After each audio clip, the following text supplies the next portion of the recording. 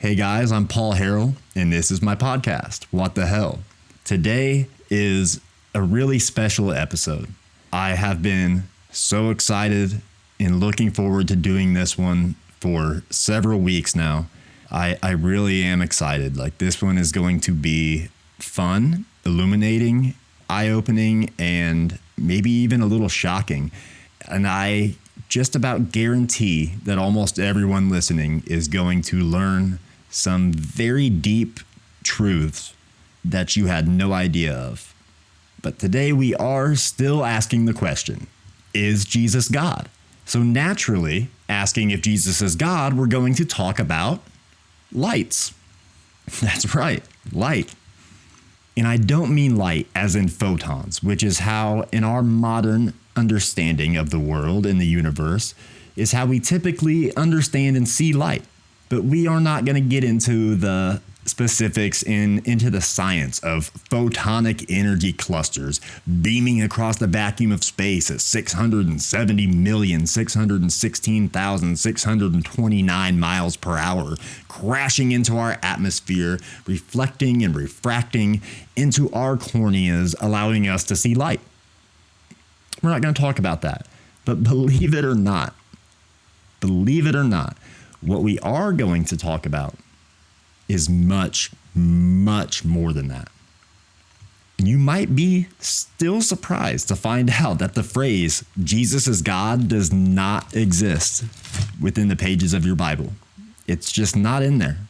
Jesus never once calls himself God. Not directly, anyways. However, he did call himself by a lot of other things. And one of those things is light.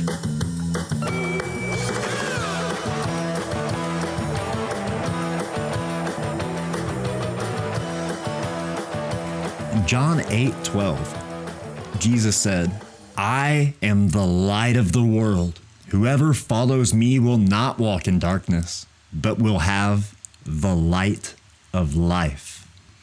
On the surface, that may not seem like much of a statement, maybe even hold no significance at all, but it is actually a very, very significant, very, very loaded statement for someone to have made. It really is. Light is a major theme all throughout the Bible. And I mean literally beginning in the opening sentences of page 1 all the way through to the very last pages of the Bible, from Genesis to Revelation. Why?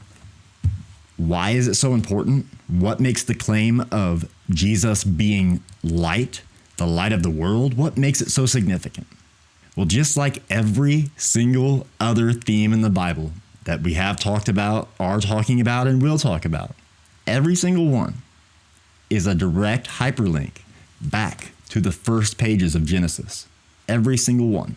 And if we have a misunderstanding of the first pages of Genesis, well, then we're going to misunderstand the whole rest of the Bible. The classic words that everybody has heard. In the beginning, God created the sky and the land. Remember in the Hebrew Bible, when it says heavens and earth, it literally just means the sky and the land.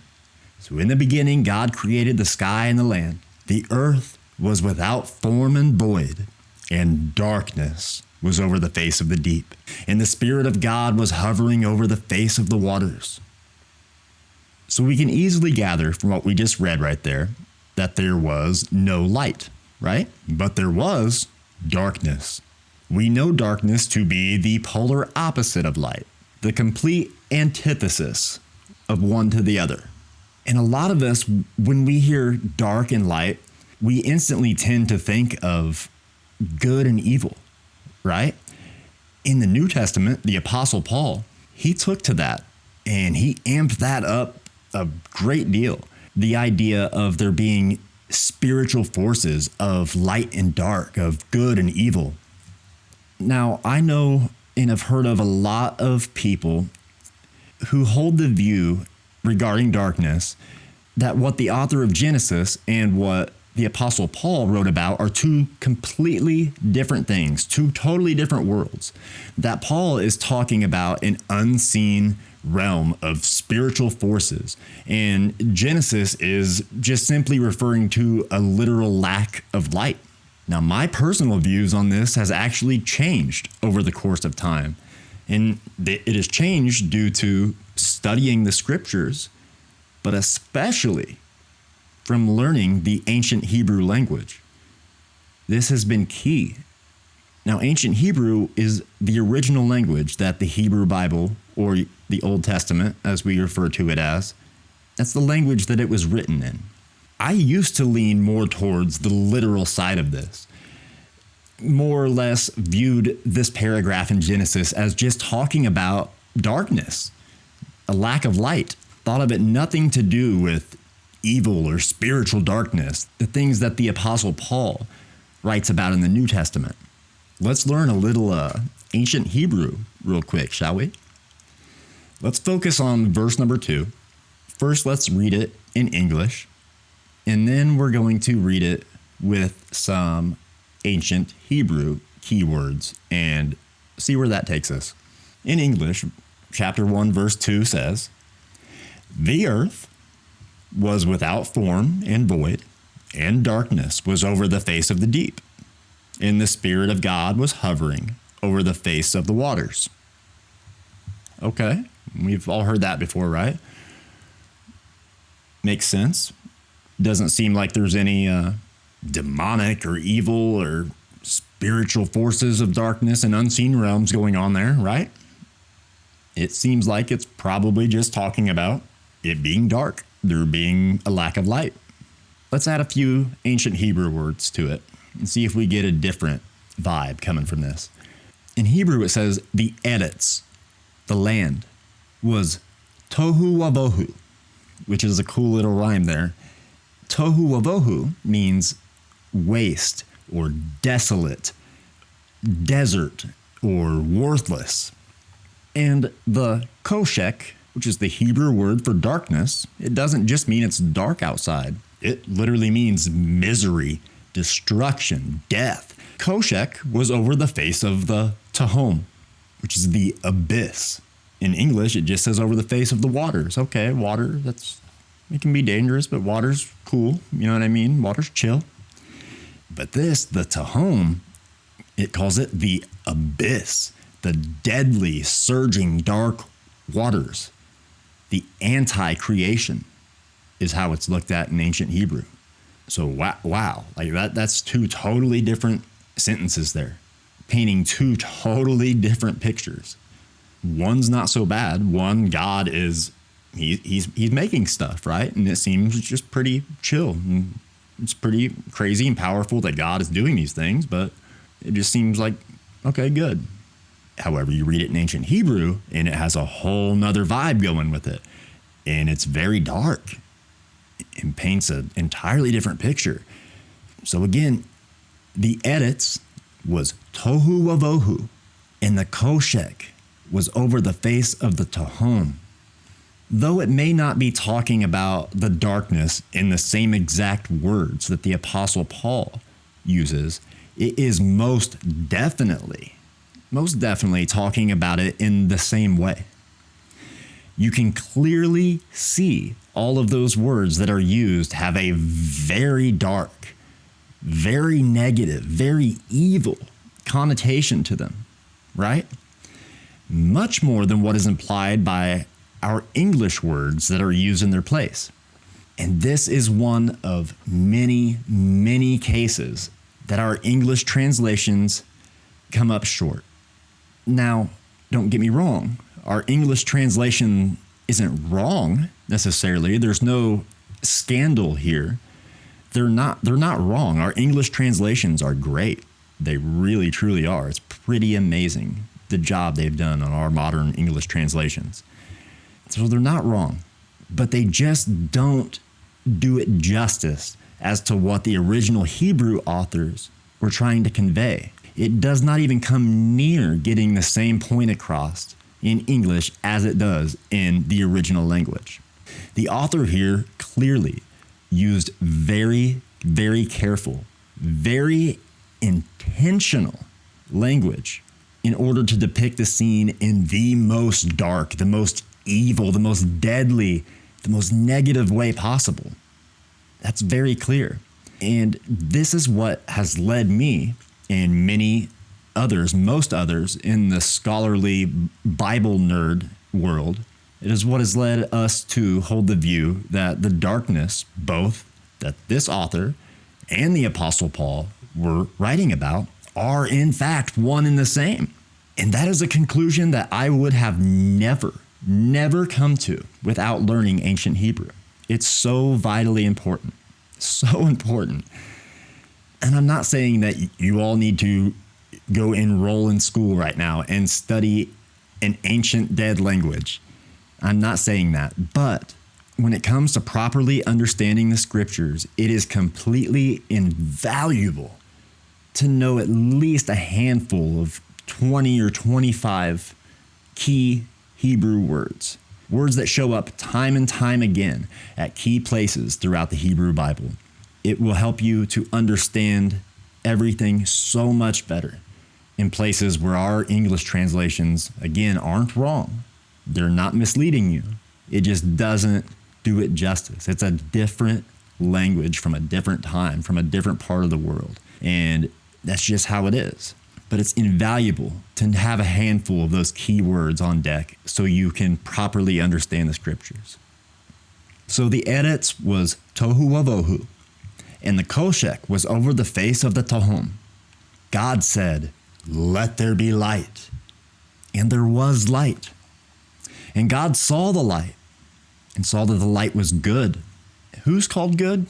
Jesus is called good, right? He's the only one who's good, the only one with no sin. That is most certainly a direct hyperlink back to Genesis 1. Jesus also said himself that no one is good but God. So if the light's good, Jesus calls himself the light, Jesus is the only one who is good, and Jesus says there is none good but God. I mean, are you making the connections here and beginning to understand why Jesus calling himself by this title, the light, why it means so much? And we're just scratching the surface. And God separated the light from the darkness. And God called the light day, and the darkness he called night. And there was evening and there was morning, the first day. Now keep that in mind, the first day. It's going to come back around a little bit later. It's going to be vitally important. And again, you see a clear depiction of light and dark being the antithesis of one to the other. And now knowing the real meaning and knowing the original language about that passage of light and dark, it is most definitely going to make a clear contrast of something that is much, much more than just photons or a lack thereof. And also that new understanding and that new language is going to definitely completely change the way that we look at this next example. This is exciting. We're going to fast forward all the way to the New Testament, to the Gospel of John, John chapter 9, verses 1 through 7. This is a passage, a story of one of Jesus's many miracles, one of the several miracles where he causes a blind man to see. It's very famous. I'm sure a lot of you are familiar with this, but I am certain that after what we just learned, after we break this down a little bit more and look into what is actually going on here, that it's going to blow your mind, because this famous story of Jesus doing something awesome is actually very minuscule, very minute in comparison to what's really going on here. But let's read the passage first. As he passed by, he saw a man blind from birth, and his disciples asked him, "Rabbi, who sinned, this man or his parents, that he was born blind?" Jesus answered, "It was not this man that sinned or his parents, but that the works of God might be displayed in him. We must work the works of him who sent me while it is day. Night is coming when no one can work. And as long as I am in the world, I am the light of the world. And having said these things, Jesus spit on the ground, and he made mud with the saliva. Then he anointed the man's eyes with mud and said to him, "Go, wash in the pool of Siloam," which means sent. So he went, he washed, and he came back seeing. His eyesight was restored. Pretty amazing story, right? It's going to get way more amazing, I assure you. He said something about the works of God, that the reason this man was blind was not because he sinned, not because his parents sinned, but so that the works of God can be displayed in him and through him. The works of God. What were God's works that we just read about? Creating the sky, the land, the light, so on. He went on to say, without light, there is no life. Where there is no light, there can be no work. Talking about continuing in God's work while the light is present here on earth. Because when it's gone, that means God is gone. Therefore, there's no light, no God, no work, no life. And when he talks about the work, I don't want to get off track, but that is just amazing too. It is definitely hyperlinking to Genesis, and it is referring to what type of God our God is, which is really amazing that he did this work. He created everything, and we get to continue in God's creation. He started this thing, and then he delegated this work down to us to continue in what he began. It's really amazing. Jesus said, as long as I am in the world, I am the light of the world. And he clearly saying that he is the light in Genesis 1. Then he spits on the ground, makes mud, and then he rubs it on the man's eyes. He goes and washes, and the man is no longer blind. He can see. And do you recall just reading about the water in the land, the spit in the mud, not being able to see because there was darkness, there was no light? Do you see the very clear hyperlinks happening here? Isn't it amazing? And it just gets better. I mean, this is crazy. It is huge. It is so much more than just a miracle. So much more than just a miracle that Jesus performed, causing a blind man to see. Now, I'm not taking anything away from that. Not that performing a miracle isn't great and amazing or anything short of a miracle. But it's so much more than that. Everybody gets hung up on the miracles of Jesus. Yes, they're awesome. They're cool. They're all these things. I'm not taking away from it. But focusing on that is taking away from the point of Jesus doing the miracles and what they actually mean. I hate to say more than just a miracle, but there's not a much better phrase to use. Like it's much more than just a miracle. And it is always like this in every single Jesus story and every miracle that he performs. Every one, it is never about the miracle itself. It is never about the miracle.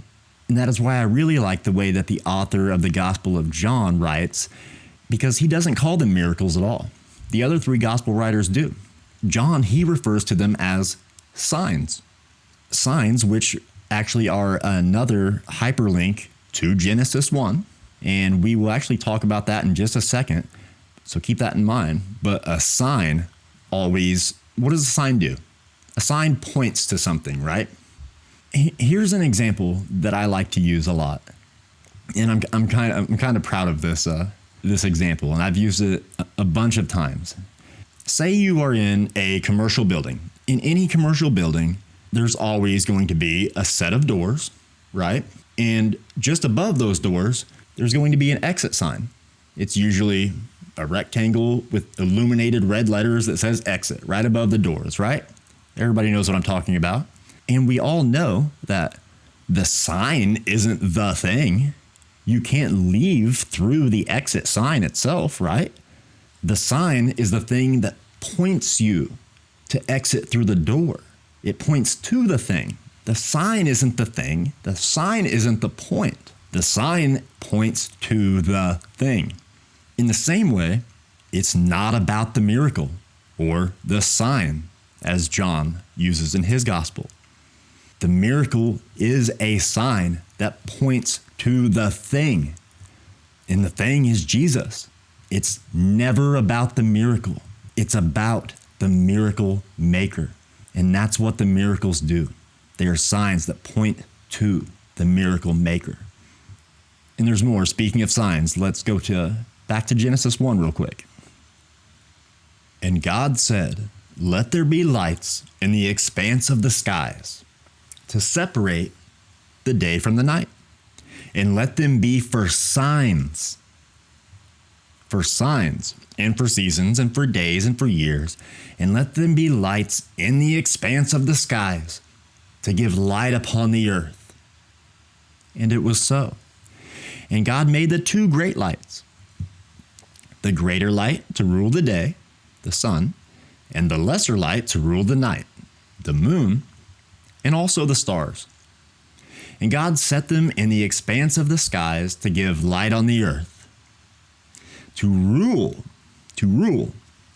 over the day and over the night, and to separate the light from the darkness. And God saw that it was good. And there was evening and there was morning the fourth day. Remember when I told you to remember the first day that God said, "Let there be light"? Now we're on the fourth day. And there's light. And he just created the sun. The first thing we need to note is that this is day 4 of creation. And God just now made the sun, moon, and stars. And in our modern view of these things, those are the things that produce light. The sun and the moon and the stars are the things that produce the photons that allow us to see light, right? But we just read on day 1 that God created the light. What is that about? What is going on here? It says that he put the lights in the sky. And again, remember, the heavens just means the sky in the Hebrew Bible. Why did he put them there? For signs that point to a thing. That's what a sign does. According to the scriptures, the sun, the moon, and the stars aren't things producing light. They aren't the reason that light exists. They are signs that point to the thing, to the reason that the light exists. And it says that he put the lights up there to rule the heavens, to rule the skies. Now, how can a non-living entity rule anything, especially the heavens? How could it rule anything? Real quick, I don't want to get off track, but there are only 2 cases in the entire Bible where God gives authority to anyone or anything to rule. And you know what those 2 are? Obviously, he just gave rule and authority to the lights in heaven, but he also gave authority to us, to mankind here on earth, which we are images of God. We are images, a sign, a representation of God, things that point to God, to the Maker, that he's giving authority to rule. It's pretty amazing, right? So they are put there to rule, to give light to the earth. Now, who rules heaven? And who said he was the light? The light that lights the world? Who said that? Do you see the obvious hyperlinks and connections to be made here? It's so amazing. I love it so much. I'm so excited for this. Then it talks more about the separation of light from dark, from good and bad, life and death. And again, he says that it is good, which only God is. And I'm willing to bet, I almost guarantee that almost no one makes these connections and sees these hyperlinks. No one, at least in our modern Western American society and our understanding and our culture of Christianity in the West. I don't have words sometimes for it. It's flabbergasting to me. But I'm willing to bet that almost no one makes those connections, sees those hyperlinks. But once you have just a slight shift in understanding, and then all of a sudden it becomes painfully obvious and you cannot unsee it. And this is something that years ago, when I discovered this, it completely blew me away. It changed my entire paradigm. It changed my entire view of everything. It changed my entire view and understanding of the scriptures. It changed my entire view of God, of who Jesus was, of who he was saying he was. It changed my view of myself. It changed my view of life. It changed everything. Just these simple understandings blew me away and rocked my world, and still is years later. It changed my entire view and understanding of the scriptures and their purpose and who Jesus is. And it's truly, truly, truly a shame that more people don't have these simple understandings. Simple understandings that the people of the time would have understood as common knowledge. They wouldn't have needed a podcast or a Bible study or anything like that to understand these things. Everyone knew. It was common knowledge. The fact that nobody gets it today and it's not common knowledge today, I find it truly appalling, and it gives me an uneasy, disgusting feeling and sadness. A lot of sadness. A lot of sadness. And guys, this type of thing, this is the very reason why I am doing all the work that I'm doing to do this podcast and all of these other things that I'm doing. This is why I do it. I want people to understand. Simple understanding changes everything. People think they understand, and yet they have no idea. No idea. And they're so certain. I know I didn't. I used to be one of those people. This is why I do this. This is why I do it. Let's look at a verse from Psalms. This is pretty crazy. Psalm 36:9. For with you is the fountain of life. In your light do we see light. In your light do we see light. The reason we see light is because of him. He is the light. How amazing is that? How profound is that statement?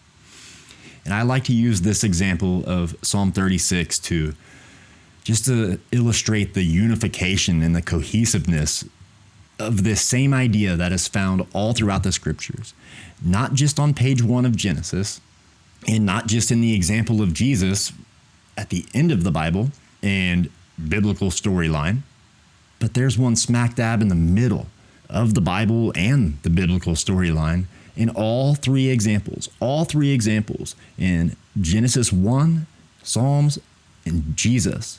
They're literally hundreds of years apart from one another, yet holding true to the same view and understanding.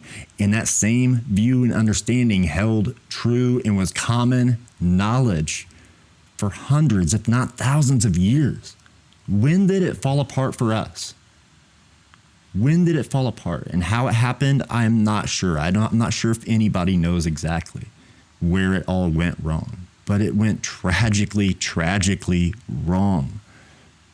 And again, this is why I am doing this, to play a small part in trying to correct a few people's understanding, at least, of the scriptures.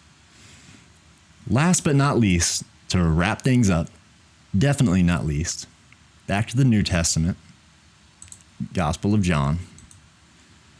This is one of just the most beautiful things written in the Bible, period. And it starts off with the same 3 words as the classic letters in Genesis. In the beginning was the Word, and the Word was with God, and the Word was God. He was in the beginning with God. All things were made through him, and without him was not anything made that was made. In him was life, and the life was the light of men. The light shines in the darkness, and the darkness has not overcome it. Beautiful. I get cold chills sometimes just reading some of these. It's the Spirit on me. So the Word. How did God create everything in Genesis 1? With Word.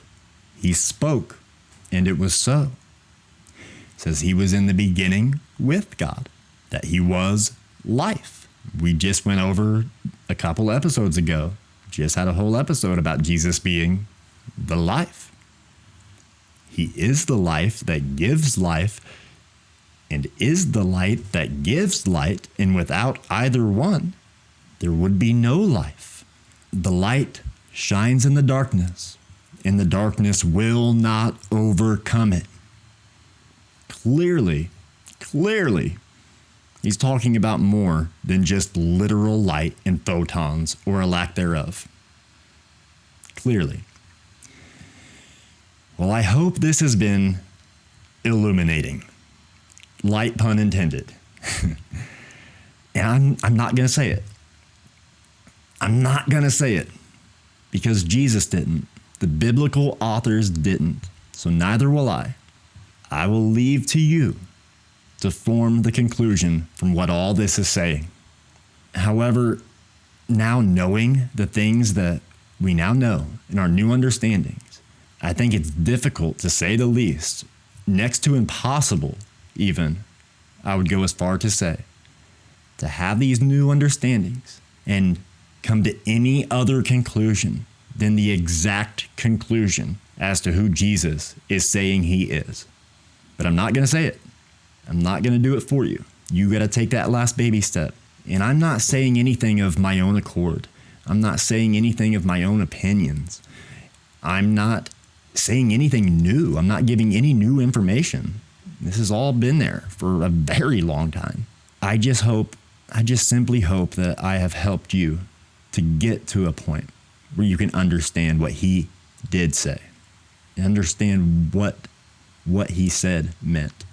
I hope this has helped you to add new layers, to build up your construct, and added new pieces of the puzzle and allowed them to come together and form your understanding of what these scriptures mean and who Jesus was. This is why I do this. This is why I'm doing this. I'm Paul Harrell. This is the What the Hell podcast.